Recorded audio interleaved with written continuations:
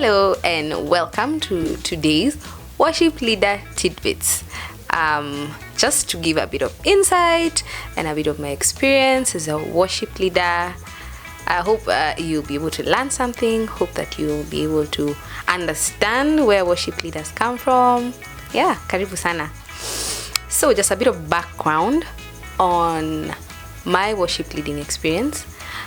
I started leading worship way back in high school. You know, those ones for Sunday school, and I'm from Anglican, so songs are not very interesting, but we were worshiping God, yeah? So I led worship, I did, we used to call them presentations or something like that. Very interesting, good for experience, good for learning. Then I went on to campus, and that's where I studied music, got my BMAS, my Bachelor of Music degree. Then after that I started now leading worship professionally, and yeah, had a lot of work, very different from leading worship in an Anglican church, and you get to experience other churches. It was quite interesting, quite the journey. So much unlearning and so much learning how to work with a band. I think that was the best part for me, because in Anglican mostly it's just maybe an organ or a keyboard and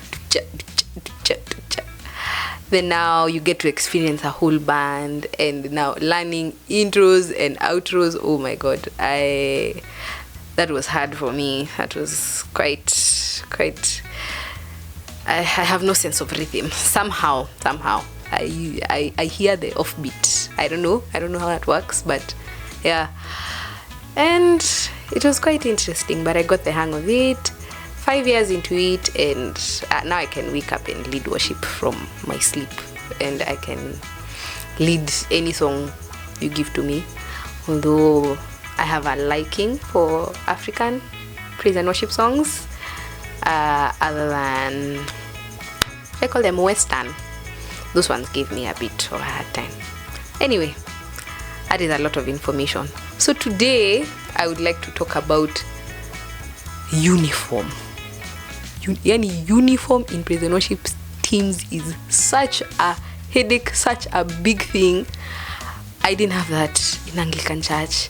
The most we did was gowns. I mean, if you ask me, I think those things are just enough, because people fight over uniform. I don't have that color, I have that color. Ama you're wearing green and everyone comes with their own shade of green, and you are looking like what will I call it, a paint church. Like when you go to a paint shop and they ask you which green do you want, and it has jungle, lime, emeralds. That's how you end up looking up or you. Oh, uniform. I think churches should just embrace gowns. I don't know. Ama you come wearing something and now it's not presentable. It's too short, it's too tight, it's too long. Wow. That caught me off guard as I started leading worship, and I would never even think about it. As a worship leader, I don't think, unless someone is actually really indecent, it never used to bother me. But it will bother some people. I don't get it. Maybe comment down below if you experience that. I am sure if you're in a worship team, you have experienced it. You all have uniform except the band. Tuvae tu gowns bwana. Tuvae gowns.